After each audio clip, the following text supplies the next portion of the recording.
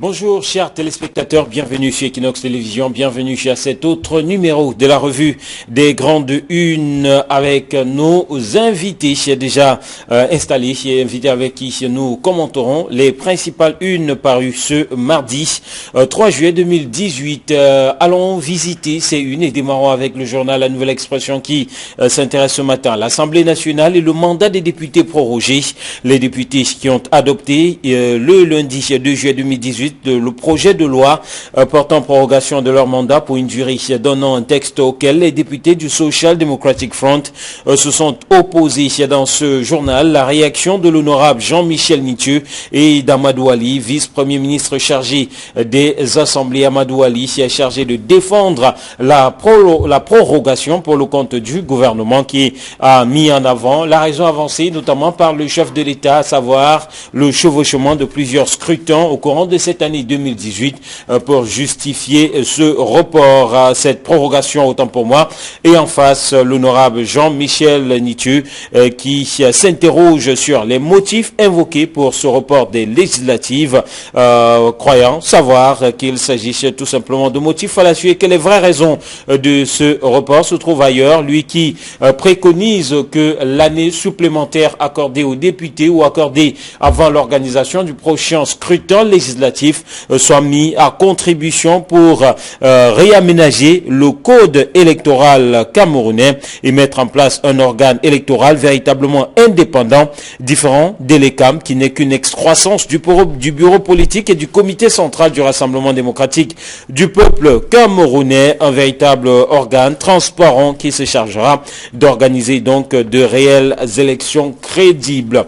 Le journal qui nous parle aussi de la relation entre la FIFA et l'État du Cameroun et notamment de cette loi sur les activités physiques et sportives adoptée, la loi sur le sport adoptée contre vents et marées, et ceci en dépit de la levée de boucliers de quelques députés de l'opposition. Ce projet de loi portant organisation et promotion des activités physiques et sportives a été adopté hier soir dans les coups de 20h à l'hémicycle de Ngoa Ekele. Le journal qui ici propose la réaction justement d'un député de l'opposition, Bapo Lipod, l'honorable, qui pense que le football camerounais est tout simplement pris en otage, un football qui subit le diktat, un football et un gouvernement camerounais qui subissent le diktat de la Fédération internationale de football association, puisque le Cameroun a choisi de se plier au désidérata de l'instance fêtière du football mondial. Le journal qui nous parle d'un Consamba et de l'hôpital régional envahi, des milliers de malades qui ont assiégé cette structure sanitaire à la faveur d'une campagne de consultation gratuite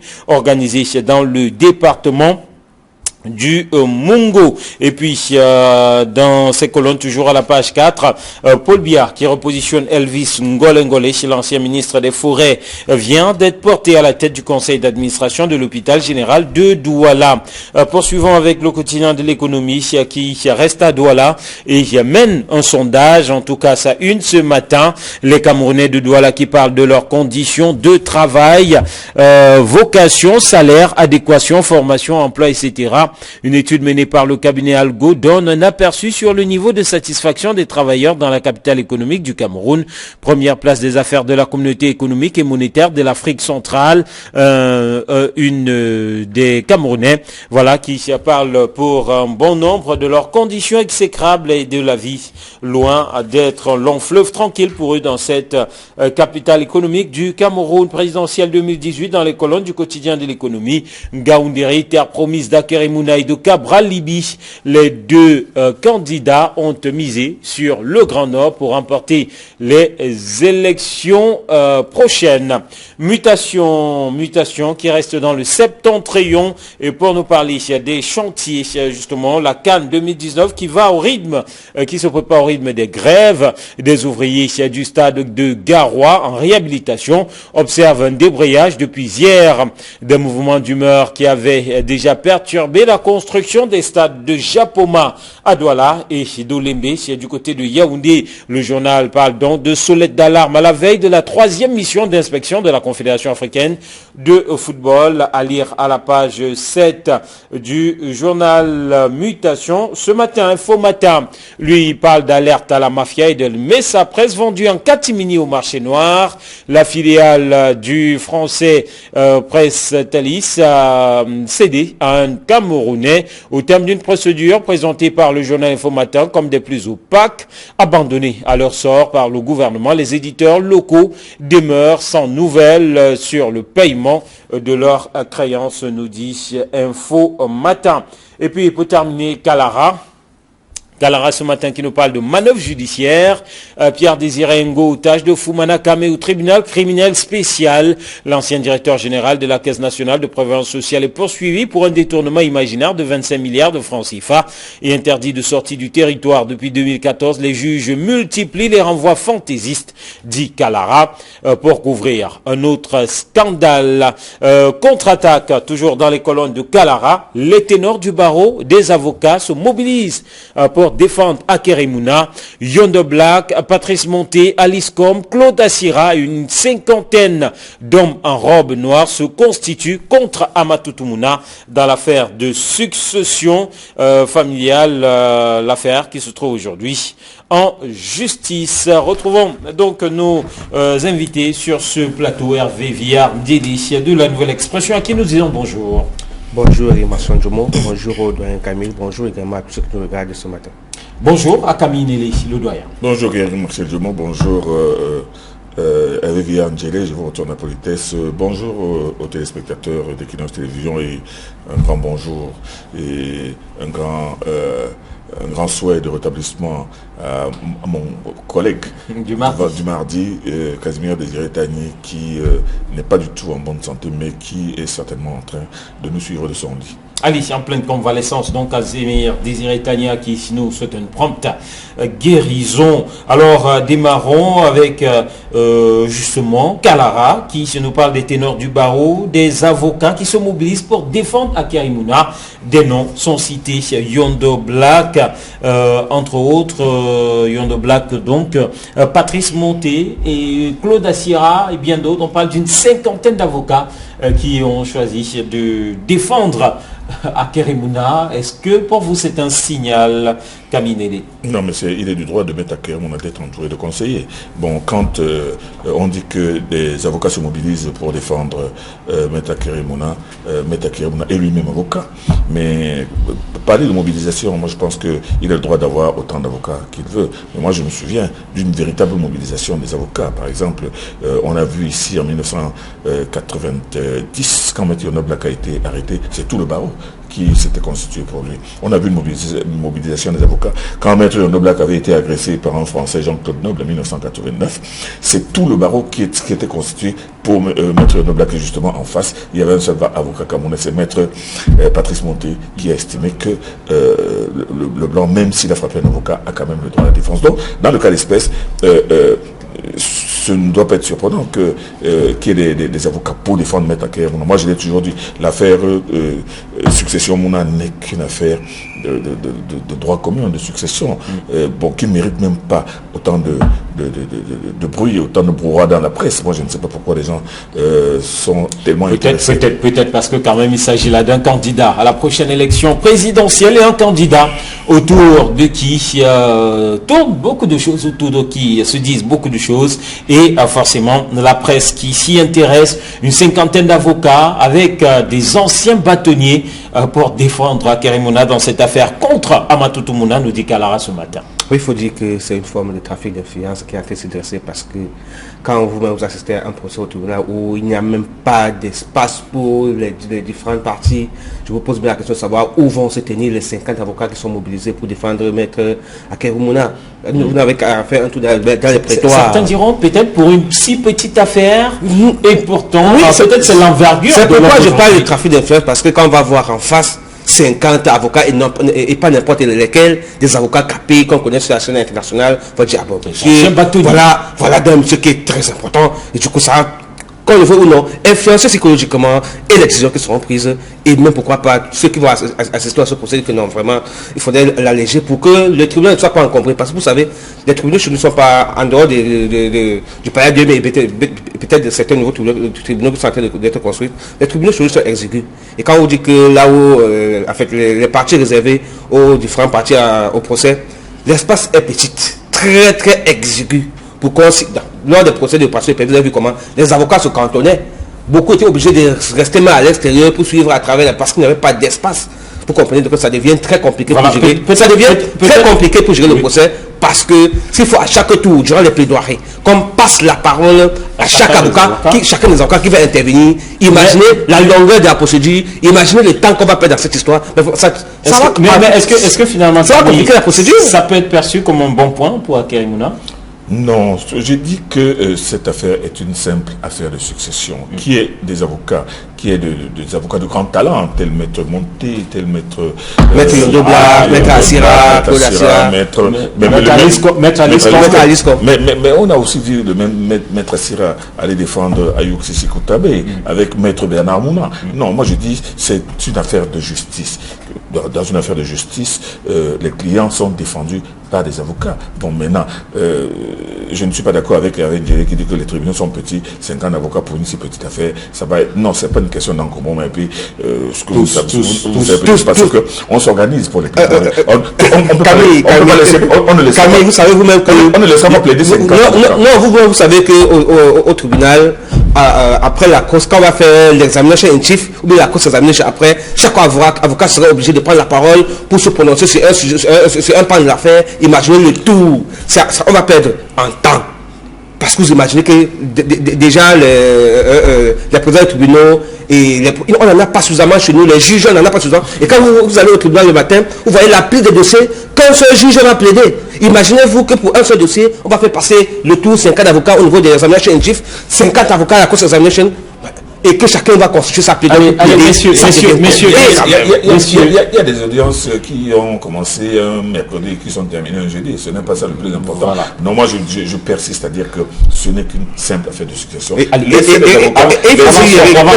Laissez les parties en cause se défendre avec leurs moyens de droit. Moi, je pense qu'elles ne méritent même pas autant d'importance. Avançons et évoquons la une justement de la nouvelle expression qui nous parle de l'Assemblée nationale, justement du mandat des députés. Projet d'un an, on va dire, c'est loin finalement d'être une surprise.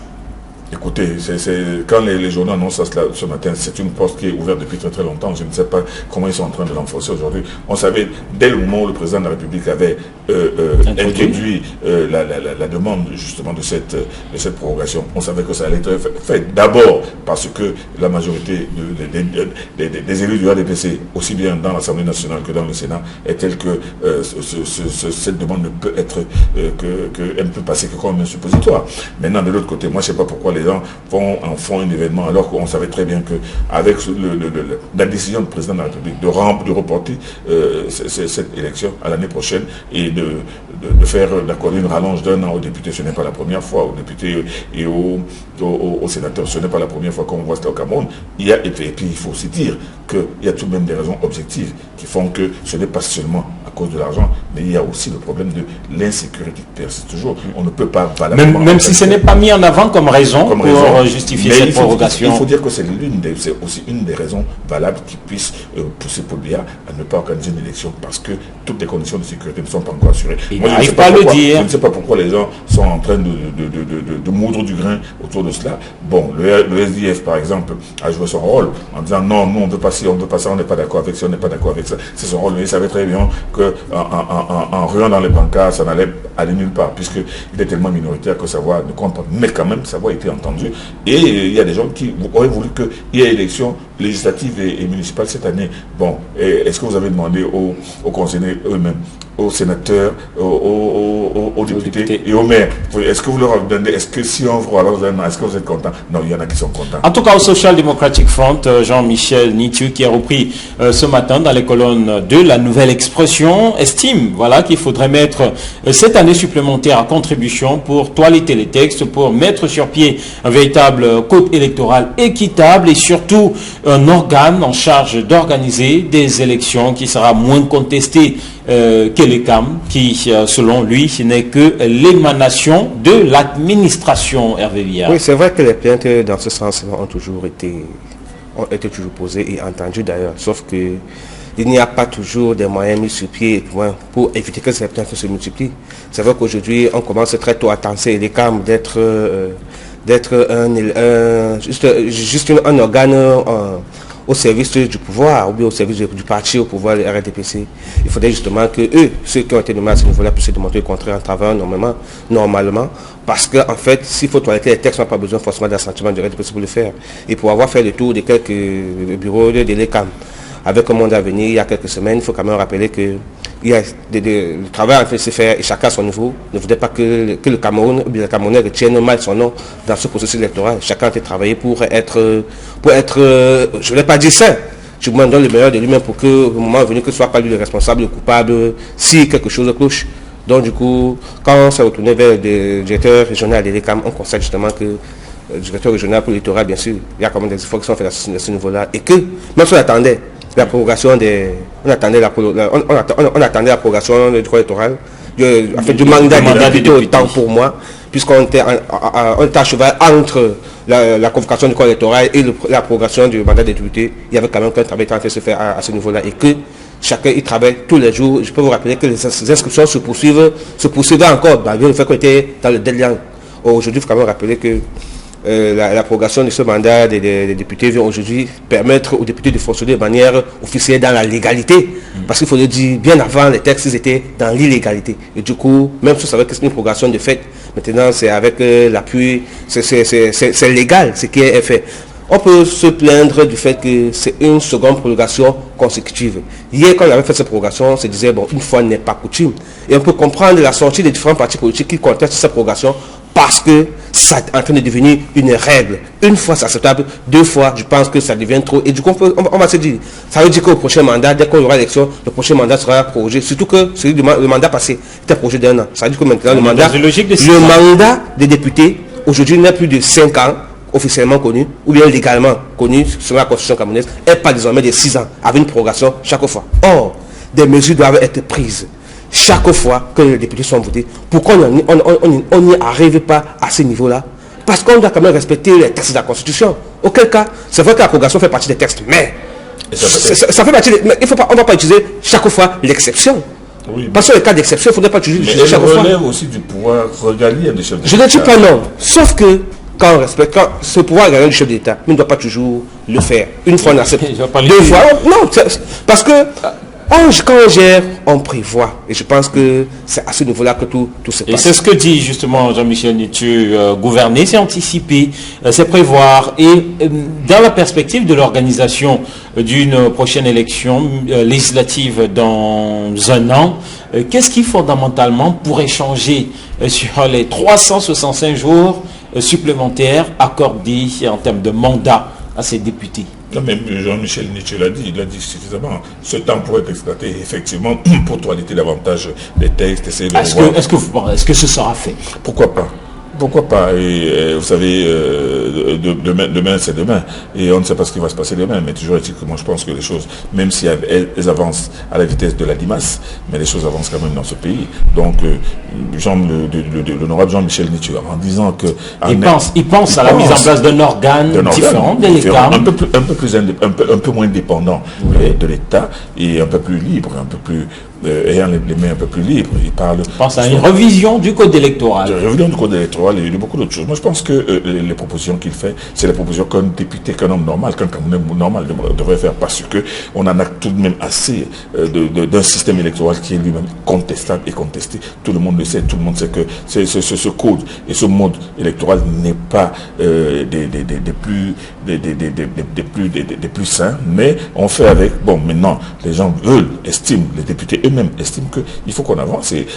C'est un an justement pourrait donner l'occasion de toiletter les choses selon même la terminologie de Jean-Michel Nithieu, mais seulement avec aussi la majorité obèse du RDPC. Il sera difficile de faire bouger les lignes tant que la volonté ne viendra pas d'en haut. Absolument. Je suis plutôt sur ce point peut être un peu plus positif parce que vous savez, chaque fois que vous avez fait un mal, c'est un bien que vous avez également fait parce que vous prenez des dispositions pour l'éviter à la prochaine occasion. Donc du coup, j'estime qu'un an, ce qu'on peut faire en un an, en passant à la dialectique du maître et de l'esclave, même si aujourd'hui on estime que ce sont les populations qui sont victimes, on peut inverser la tendance tout simplement en allant se faire inscrire.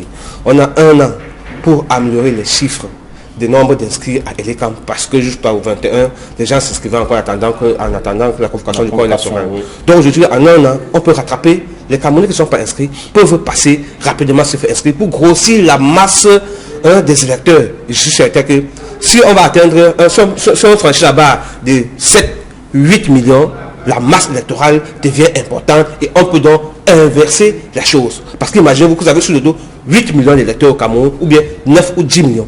Vous imaginez que c'est une masse électorale importante qui sera difficile de séparer s'il arriverait que des élections soient truquées. Et du coup, imaginez des gens qui votent. Aujourd'hui, je crois qu'il y a une campagne de sensibilisation des électeurs et des Camerounais sur le fait de voter et de défendre leur vote. Imaginez que un bureau de vote soit assiégé par 500 personnes, 1000 personnes. Vraiment, je pense que ceux même qui ont la charge de gérer les élections, les responsables de l'ECAM, ne pourront rien modifier parce qu'ils savent qu'il y a payé en demeure. Un suivi. Il y a payé en demeure. Donc, du coup, c'est vraiment une bonne chose. C'est déjà fait. On peut surfer au moins sur cette ligne-là pour dire ok, vraiment, allons nous inscrire pour changer les choses parce que c'est dans les urnes qu'on change tout malgré la volonté de tous ceux qui y sont. Alors, Info Matin, lui, nous parle ce matin de l'alerte à la mafia de Mesa Presse vendue en catimini au marché noir. Information que refute de nombreux directeurs de publication qui estiment que la procédure de liquidation de cette branche de la filiale française a été fait dans les règles de l'art, mais en tout cas, cette contestation de ces directeurs de publication vient en opposition à cette une de Info Matin. Oui, mais vous savez, Mesa Presse, c'est une messagerie qui a fonctionné au Cameroun depuis une trentaine d'années. Et je peux vous dire qu'elle n'a pas beaucoup rendu service à la presse camerounaise parce que elle, dont la mission était de distribuer la presse, a très peu distribué la presse camerounaise. Imaginez que jusqu'au moment de la fermeture de Mesa Presse, il y a des journaux ici publiés à Douala, imprimés à Douala, qui arrivaient à Kousséry 4 jours plus tard. Donc ça veut dire que l'information avait déjà eu le temps d'être frelatée. Les journaux n'arrivaient pas en Banga, il faut le rappeler. C'est ce que je suis en train de dire. Donc Mesa Presse était beaucoup plus au service des publications françaises, des magazines, des journaux étrangers et tout, beaucoup plus qu'au niveau de... C'est pour cela, c'est l'une des raisons d'ailleurs pour lesquelles la presse au Cameroun se porte si mal. C'est l'une des raisons pour lesquelles le tirage des journaux ici, des quotidiens, ne dépasse pas 3 ou 4 000 exemplaires. Donc au moment où Mesa Presse, à cause de sa propre turpitude, à cause de son incapacité à assurer la mission qu'elle avait, elle a été obligée de mourir de sa belle mort. Maintenant, qu'elle soit vendue aujourd'hui, je ne sais pas pourquoi les gens s'intéressent aux conditions de sa cession, ce qui n'est pas important, et que l'on nous parle de recapitalisation de 1 ou 200 millions de francs, c'est insignifiant pour une messagerie qui a la vocation de distribuer couvrir le territoire. Non, c'est impossible. Donc moi je dis que ce n'est même pas important. C'est une histoire qui ne regarde que ceux qui veulent couper les cheveux en quatre et se dire que Mesa Presse, encore Mesa Presse ou pas Mesa Presse. Déjà en attendant, depuis que Mesa Presse ne fonctionne pas, vous savez très bien que c'est à la diable que les directeurs de publication distribuent eux-mêmes leurs journaux, ou bien les confient, ils ont confié à une messagerie dirigée par un confrère. Mais toujours est-il qu'on recherche toujours la solution.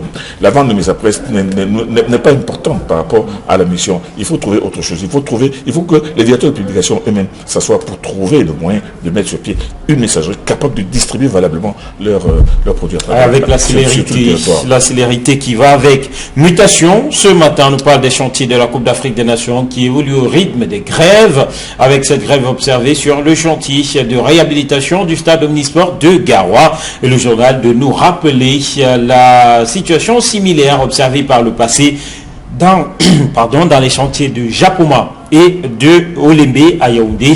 Alors la CAN, au rythme des grèves, ceci à quelques semaines de l'arrivée de la 3e mission d'inspection de la Confédération africaine de football. Hervé. Oui, effectivement, on peut être... Quelle image pour le Cameroun? Quelle image, c'est l'image que nous avons toujours, c'est l'image que nous voulons projeter la face du monde que nous recevons également comme le reflet des miroirs. Donc ça peut dire qu'en fait, on peut regretter que ce genre de choses se produit actuellement. Parce qu'on est à la dernière ligne droite pour pouvoir organiser cette compétition. Je pense que la CAF nous a fait confiance à nouveau. Il faudrait justement qu'on remplisse les cahiers des charges que nous avons signés, que nous avons promis de respecter. Et la survenance des grèves sur les chantiers n'est pas là pour augurer des lendemains meilleurs pour cette compétition, parce qu'en fait, il faudrait que le Cameroun qui n'a pas organisé la CAN depuis plus d'une trentaine d'années. Il faut dire la dernière. Quarantaine, oui, je suis plus d'une quarantaine d'années. Oui, il faut quand même dire que c'est depuis 1972 qu'on a organisé la première. La première, on va organiser la seconde en 2019. Il faudrait justement que l'on prouve au monde entier que même si on a été tancé dans les années par plus corrompu, qu'on demeure quand même la Grande Nation de football là et qu'on voudrait défendre le titre de quintuple champion d'Afrique en organisant une CAN à l'image de notre niveau de football sur le plan continental. Et du coup, pour y parvenir, il faudrait justement que ces choses ne se reproduisent plus. On a vu ce qui s'est passé à Japon. Je pense qu'avec l'intervention des membres du gouvernement dans la gestion de cette crise, qui ont titillé un peu les responsables des différentes structures en construction, je pense que les choses ont été rapidement remises à l'ordre, sont venues rapidement à l'ordre. La preuve, aujourd'hui, quand vous passez du côté japonais, vous appréciez la célérité avec laquelle le chantier a été d'avancer. Même chose du côté des Yaoundé, maintenant à Garoua, il faudrait justement que le même son de cloche soit de ce côté-là, afin que non seulement on travaille jour et nuit, mais que l'on rémunère les salariés camerounais qui sont embauchés dans ces différents chantiers, parce qu'il s'agit d'un problème de conditions de travail et de vie. C'est vrai qu'il y a 2 poids 2 mesures parce que les étrangers qui travaillent sur le chantier n'ont pas les mêmes conditions de travail que nous autres. Mais quand on a souci qu'il faut quand même respecter la règle élémentaire en termes de le code de travail. Alors on parle de 4 mois d'arriérés de salaire de ce côté-là pour un certain nombre d'ouvriers qui œuvrent dans ce chantier, qui est géré par l'entreprise Prime Protomac. Et finalement, dans quel registre est-ce qu'on va placer cette autre grève dans un chantier de la CAN 2019 au Cameroun, Kamine? Dans le registre des curiosités du Cameroun. Vous savez, le Cameroun est un pays curieux. Vous ne pouvez pas me dire qu'une occurrence aussi importante que la Coupe d'Afrique des Nations, qui doit être organisée au Cameroun dans quelques mois, jusqu'à présent, les stades ne sont pas encore prêts, les rues ne sont pas encore prêtes, le problème de ramasser des ordures n'est pas encore prêt. C'est-à-dire que c'est comme si les gens se disent qu'il suffirait d'un bâton magique pour que 5 jours avant le début de la compétition, tout soit comme sur les rues. Vous avez vu comment la Russie avait préparé la Coupe du Monde des années avant, tout était prêt, le cadre était prêt 2 ou 3 ans avant, c'est-à-dire que vous arrivez, vous trouvez que tout est prêt. Malheureusement, rien n'est prêt, les hôtels sont même encore en construction aujourd'hui. Je ne peux pas comprendre que les responsables justement de ce projet ne veillent pas à ce que les ouvriers soient valablement payés, ne vont pas sur le terrain pour toucher du bois des réalités des conditions de travail de ces ouvriers afin qu'il n'y ait pas de problème. Non, c'est pas possible. C'est comme s'il y a une sorte une multitude de cailloux qui entrent dans l'engrenage de ce pays. Comment pouvez-vous comprendre? Parce que moi je ne sais pas, j'ai l'impression que les gens ont de plus en plus de la boue dans la tête. Vous avez vu hier, ce matin, on est en train de nous balancer à la une la nomination de M. Elvis Ngolengole, un vieux cheval de retour comme président du conseil d'administration de l'hôpital général, comme si ce monsieur-là qui a fait sa carrière dans l'administration, il a été ministre plusieurs fois, le nommer PCA, c'est une urgence. Alors que nous avons le cas d'un ministre qui cumule encore les fonctions de directeur général. 3 mois après avoir été nommé ministre, c'est comme si personne ne pense à remplacer ce ministre. C'est comme si au moment où le président de la République avait décidé de le nommer ministre, de donner ce directeur général, de laisser les ministres, et on n'avait pas pensé à dire que bon, maintenant on enlève, on met qui à la place. 3 mois plus tard, le gars cumule encore, alors que nous sommes tous en pleine campagne contre les cumuls dans ce pays. Non, c'est des choses incompréhensibles. Les choses qui se passent dans ce pays, on se demande même si les gens font exprès ou sont complètement perdus, ou sont dans des bulles. Ce chantier, même, vous ne pouvez pas imaginer que le chantier du stade qui va porter le nom du président de la République, les gens ne veillent pas à ce qu'il n'y ait même pas un seul couac. Mais on entend des bruits de grève. Non, c'est incroyable. Ça, c'est des choses qui nous font nous demander mais qu'est-ce qui se passe même exactement au Cameroun? Qu'est-ce qui se passe au sommet? Qu'est-ce qui se passe entre le sommet et le bas? Il y a quelque chose qui ne va pas. Ah oui, il y a quelque chose qui ne va pas et les grèves se multiplient. La nouvelle expression, toujours en sport, nous parle du visage de l'Africa Foot qui se dessine avec non seulement la loi, avec notamment donc cette loi sur les activités physiques et sportives qui a été finalement adoptée à l'Assemblée nationale malgré la levée de boucliers de nombreux députés qui pensent que le Cameroun a une fois encore subi le diktat, et cette fois-ci il s'agit du gouvernement qui a subi le diktat de la FIFA dans cette affaire, Hervé Viard. Oui, il faut dire quand même qu'on regrette du moins que cela arrive une fois de plus, qu'un État tout puissant comme le Cameroun, souverain, puisse être à nouveau manipulé ou du moins influencé par la FIFA, parce que vous savez, c'est vrai que le football fait partie des sports qui ont fait la promotion du Cameroun sur le plan international, mieux que notre diplomatie. Oui, c'est vrai. Mais sauf que le football n'est qu'un élément, un élément, je voulais dire, même minimisable dans la construction des plus d'État du Cameroun, il faut le connaître. Parce que c'est vrai que le football, les Camerounais sont fans de football, les Camerounais aiment le football. Le football permet également à un pays, certainement, d'avoir quelques infrastructures. Sauf que le football, honnêtement, pas encore développé aucun pays. Ça rapporte quelques devises, oui, quelques devises, quand on est bien organisé. Mais au contraire, depuis 5 ans au Cameroun, depuis 10 ans, le football n'a que créé la crise, amené la zizanie. Dans des pays sérieux, on aurait même suspendu cette fédération. On suspend la fédération, on dit que vraiment pour l'instant, arrêtez d'abord, on a les choses les plus importantes parce que le football ne nourrit pas. C'est vrai qu'il y a quelques personnes qui profitent de ça, quelques personnes. Pour vous, on a subi le dictat de la FIFA, parce que vous vous souvenez que l'Assemblée générale, adoptive qui pour valider les textes dont on a demandé la relecture et la réécriture. L'Assemblée d'adoption des textes devait avoir lieu. Sauf que, parce que cette loi a encore été là, elle n'était pas modifiée, la FIFA a demandé qu'on suspende l'Assemblée générale en attendant que les députés se prononcent sur l'adoption de cette loi. La modification de cette loi. Et c'est ce qui a été fait. Du coup, l'Assemblée générale adoptive qui devait avoir lieu n'a plus eu lieu. La loi était projetée, donc vous êtes censé sûr que dans les jours à venir, le président côté de normalisation va vous annoncer une prochaine date pour l'organisation de l'Assemblée générale. Hervé Villan-Njele, quand vous faites partie d'une association, vous devez respecter les normes, et vous respectez les règlements de cette association. Si le Cameroun veut rester dans la FIFA, le Cameroun se conforme. Vous avez entendu combien de pays au monde qui ont des comités de normalisation? Non, dites-moi, combien de pays au monde membres de la FIFA ont des comités, sont gérés par des comités de normalisation au niveau de leur fédération de football? Ce sont les cas d'exception, Camille. Mais les cas d'exception, je vous explique donc que on dit la même chose de manière différente. Ce sont des cas d'exception. C'est parce que cette fédération de football n'est en train d'entraîner que des problèmes au Cameroun, qu'au niveau de sa gestion, ils sont obligés d'avoir un comité de normalisation, parce qu'on ne peut pas avoir des présidents sérieux qui veulent faire du football un objet de développement au Cameroun. Au contraire, le football, depuis un certain temps, est devenu au Cameroun un objet de nuisance. Au point où des amis hier qui mangeaient à la même table sont devenus des ennemis, ne peuvent plus boire, ne peuvent plus partager la même coupe. Parce que pour des guerres d'intérêt. Et quel intérêt? L'intérêt qui ne sert pas le football. L'intérêt qui est égoïste et personnel. Si encore ce football permettait au Cameroun d'être émancipé, de grandir, permettait aux jeunes Camerounais au moins de gagner leur vie via ce qu'ils aiment le sport, comme ça se fait partout, on prierait à ce que ce football soit développé chez nous. Curieusement, ce sont les opérations des guerres qui se passent. Et du coup, la loi qu'on vient d'adopter est une occasion. Ne soyez pas surpris qu'on se retrouve encore au TAS, parce que dès que les actions sont organisées, on dit que non, telle loi ne fonctionne pas comme ça. C'est vrai qu'il y a... Non, pas le dictat du TAS. Vous savez, quand la fédération, le ministère des Sports va s'ingérer dans la gestion des affaires du football, de la fédération camerounaise de football, on va vous dire que la FIFA, que les fédérations sont souveraines. Donc du coup, ne rendent compte qu'à la FIFA. Du coup, dès que vous ingérez, vous êtes...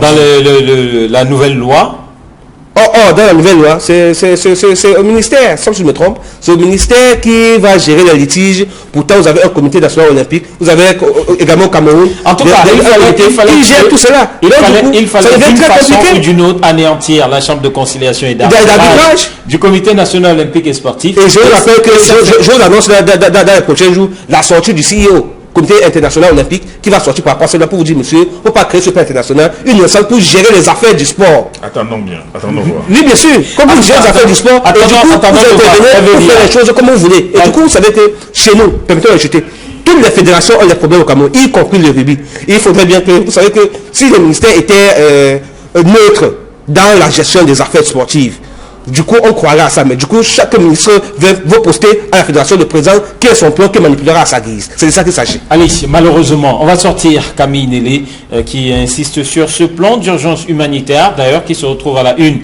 de plusieurs journaux d'expression anglaise. Et Douala, voilà, qui a cotisé. Non, je n'insiste pas. Je constate tout simplement que Douala est au sommet du haut parade. Bravo au gouverneur Yvan Dubois qui a réussi à faire cotiser plus de 229 millions. C'est-à-dire que pour le moment, c'est la région du Torah qui est en tête. C'est normal, c'est le poumon économique. Dans le Niangui national, et encore on dit que c'est pas terminé. C'est le poumon économique. Alors, on va dire que certains journaux, notamment The Guardian Post, reprennent les dires de certains sénateurs SDF qui pensent que c'est une opération vouée à l'échec. Nous y reviendrons. Merci à Vivi Ardélé, merci Camille Nélé, merci à vous qui adressez à notre compagnie. Madame, monsieur, demain sera notre jour, nous serons là pour notre numéro de la revue des Grandes Unes. Entre-temps, nous vous souhaitons de passer une bonne journée en compagnie des programmes d'Equinox Télévision. Au revoir.